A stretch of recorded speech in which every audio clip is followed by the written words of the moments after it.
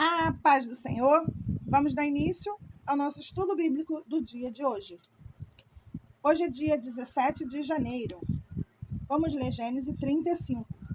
Deus disse a Jacó: apronte-se, mude-se para Betel e estabeleça-se ali. Ao chegar, construa um altar para o Deus que lhe apareceu quando você estava fugindo do seu irmão Esaú.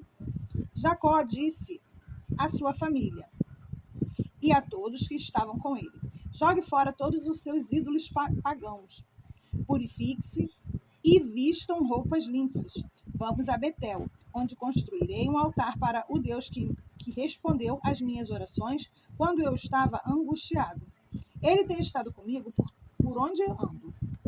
Então, entregaram a Jacó todos os ídolos pagãos e as argolas que usavam nas orelhas. E ele os enterrou ao pé da grande árvore perto de Siquém.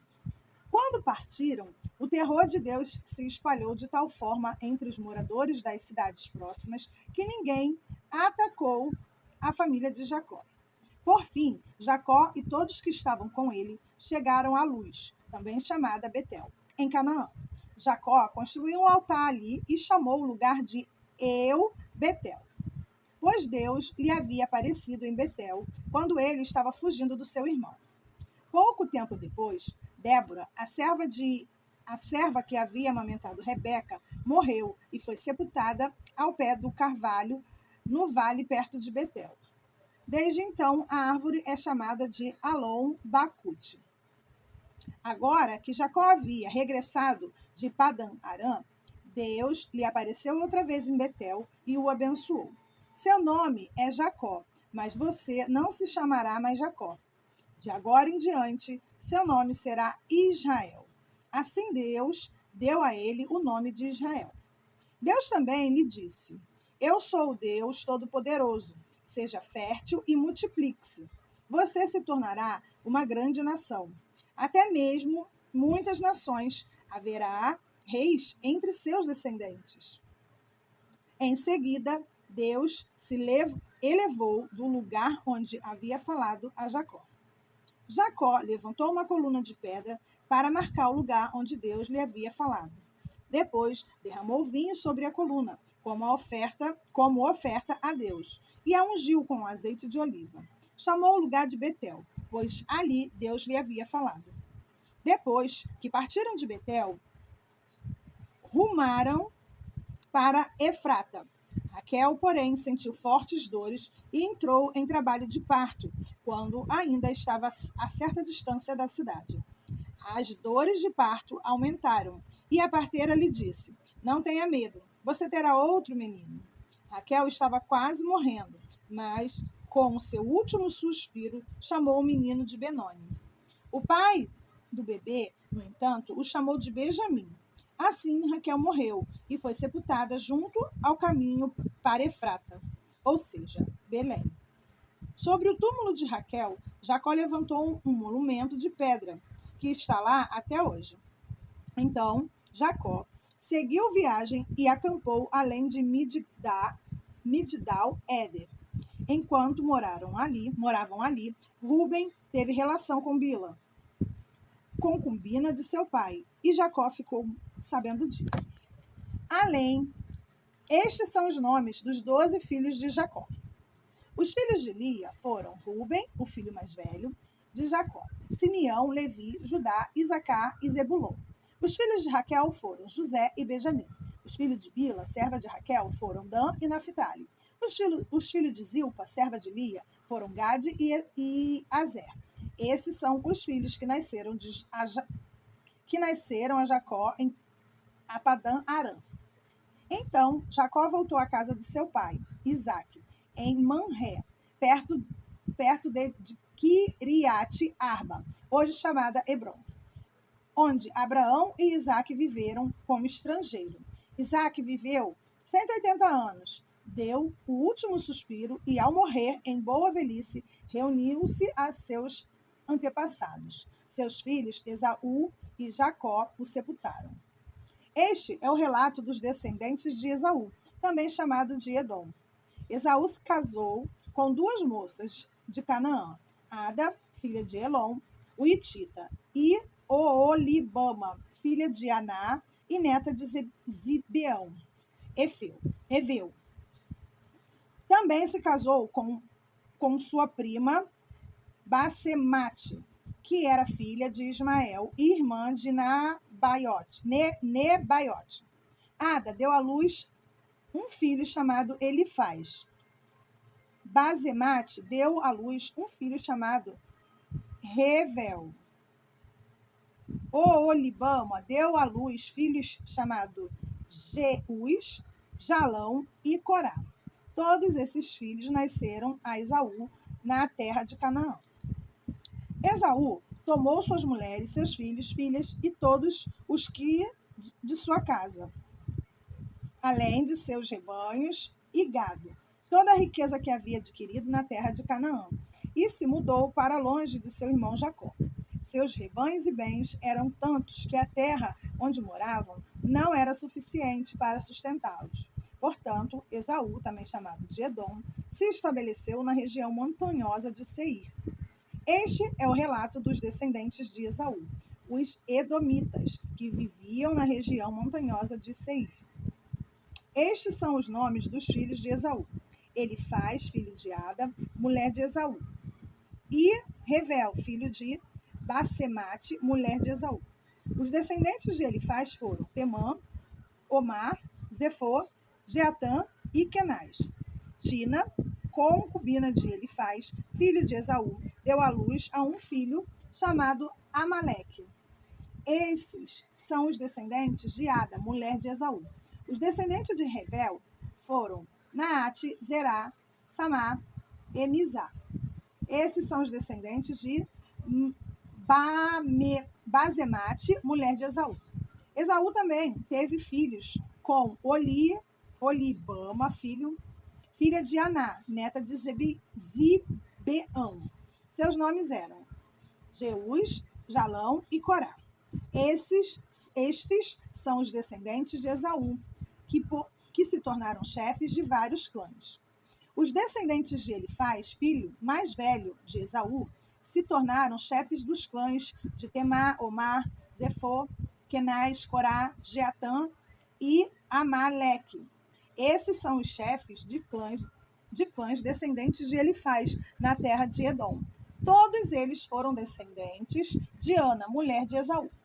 Os descendentes de Revel, filho de Esaú, se tornaram chefes dos clãs de Naate, Zaerá, Samá e Mizá. Esses são os chefes dos clãs descendentes de Revel, na terra de Edom. Todos eles foram descendentes de Basemate, mulher de Esaú. Os descendentes de Esaú e sua mulher Oolibama se tornaram os chefes dos clãs de Zeus, Jalão e Corá. Esses são os chefes dos clãs descendentes de Oolibama, mulher de Esaú, filha de Aná. Esses são os clãs que descenderam de Esaú, também chamado Edom, cada um identificado pelo nome do seu chefe. Estes são os nomes das tribos de descendentes de Seir: o Oreu, que habitavam na terra de Edom, Lotã, Sobal, Zibeão e Aná, Dizon, Ezer e Dizã. Estes são os chefes dos clãs Oreus, descendentes de Seir, que habitavam na terra de Edom. Os descendentes de Lotã foram Ori e Emã. A irmã de Lotã se chamava Tímina. Os descendentes de Sobal foram Alvã, Manaate, Ebal, Zefô e Onã. Os descendentes de Zibeão foram Aiá e Aná. Foi este Aná que descobriu as fontes de águas quentes no deserto, enquanto lavava os jumentos de seu pai para pastar. Levava os jumentos de seu pai para pastar. Os descendentes de Aná foram seu filho Dizon e sua filha Oolibama. Os descendentes de Dizon foram Endã, Esbã, Itrã e Querã. Os descendentes de Efer foram Bilã, Zaavã e Acã. Os descendentes de Dizã foram Uz e Arã. Estes, portanto, foram os chefes dos clãs Oreus: Lotã, Sobal, Zibeão, Aná, Dizon, Efer e Dizã. Os clãs Oreus são identificados pelo nome de seus chefes que habitavam na terra de Seir. Estes são os reis que governavam na terra de Edom, antes de os israelitas terem rei. Belá, filho de Beor, reinou em Edom, na cidade de Dinabá. Quando Belá morreu, Jobabe, filho de Zerá, de Bosra, foi seu sucessor. Quando Jobabe morreu, Uzã, da terra dos Temanitas, foi seu sucessor. Quando Uzã morreu, Hadad, filho de Bedade, foi seu sucessor, na cidade de Avita.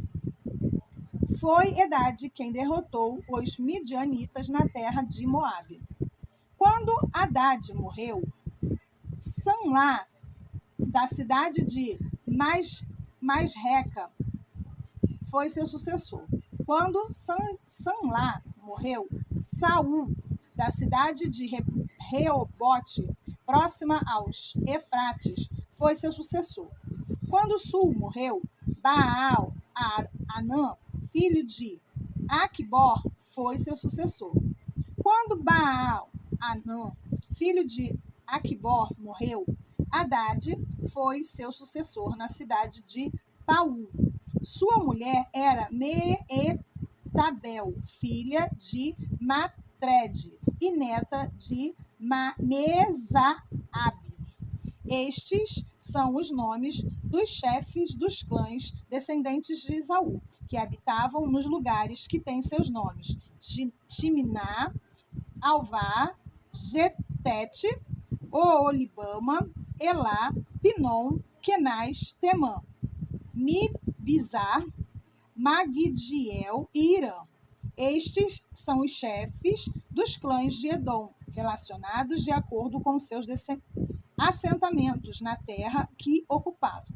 Todos eles foram descendentes de Esaú, antepassado dos Edomitas. Amém. Mateus 12, de 1 a 21. Por aquele tempo, Jesus estava caminhando pelos campos de cereal, num sábado. Seus discípulos, sentindo fome, começaram a colher espigas e comê-las. Alguns fariseus os viram e protestaram: Veja, seus discípulos desobedecem à lei, colhendo cereal no sábado. Jesus respondeu: Vocês não leram nas Escrituras o que fez Davi quando ele e seus companheiros tiveram fome? Ele entrou na casa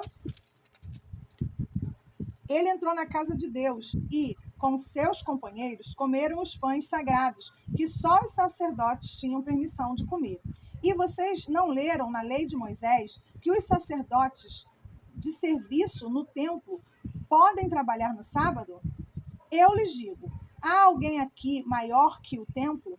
Vocês não teriam condenado meus discípulos inocentes se soubessem o significado das Escrituras.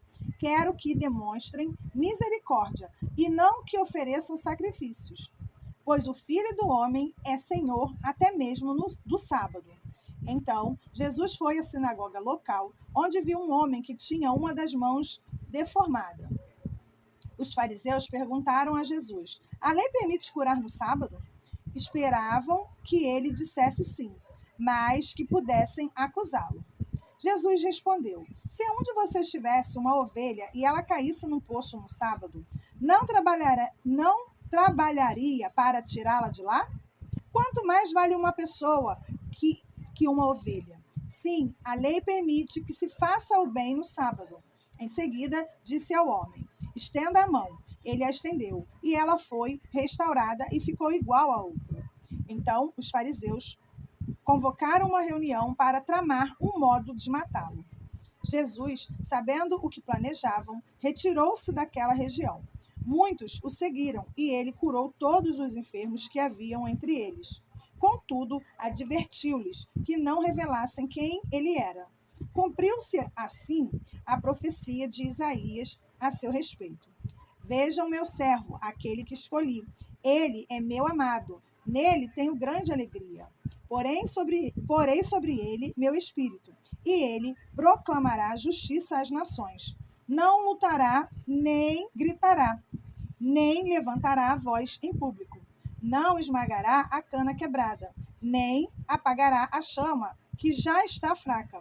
Por fim, ele fará que a justiça seja vitoriosa, e seu nome será a esperança de todo o mundo. Amém. Vamos ler Salmo 15, de 1 a 5. Senhor, quem pode ter acesso a teu santuário? Quem pode permanecer em teu santo monte? Quem leva uma vida íntegra e pratica a justiça? Quem de coração fala a verdade? Quem não difama os outros? Não prejudica o próximo? Quem fala mal dos amigos? Nem fala mal dos amigos. Quem despreza os que têm conduta reprovável e honra os que temem o Senhor e cumpre suas promessas mesmo quando é prejudicado? Quem empresta dinheiro sem visar lucro e não aceita suborno para mentir sobre o inocente? Quem age assim jamais será abalado. Amém. Provérbios 3, de 21 a 26. Meu filho, não perca de vista o bom senso e o discernimento. Apegue-se a eles, pois darão vigor à sua alma e serão como joias em seu pescoço. Eles o manterão seguro em seu caminho e seus pés não tropeçarão. Quando for dormir, não sentirá medo. Quando se deitar, terá sono tranquilo. Não precisará temer o desastre repentino, nem a destruição que vem sobre os perversos, pois o Senhor será sua segurança. Não permitirá que seu pé fique preso numa armadilha. Amém. Chegamos assim ao final do nosso estudo bíblico de hoje. Amém. Vamos orar. Senhor, meu Deus e meu Pai, mais uma vez, Senhor, te agradeço por me dar condição de continuar estudando sobre as suas escrituras. Obrigada, Deus, por me dar entendimento. Obrigada, Deus, por me capacitar, mesmo quando encontro palavras difíceis, palavras desconhecidas. Não me deixe desistir nunca, Deus. Que eu permaneça firme nesse propósito de fazermos juntos, com todas essas pessoas que estão me acompanhando, o nosso estudo bíblico. Em nome de Jesus te agradeço, Senhor. Muito obrigada. Amém.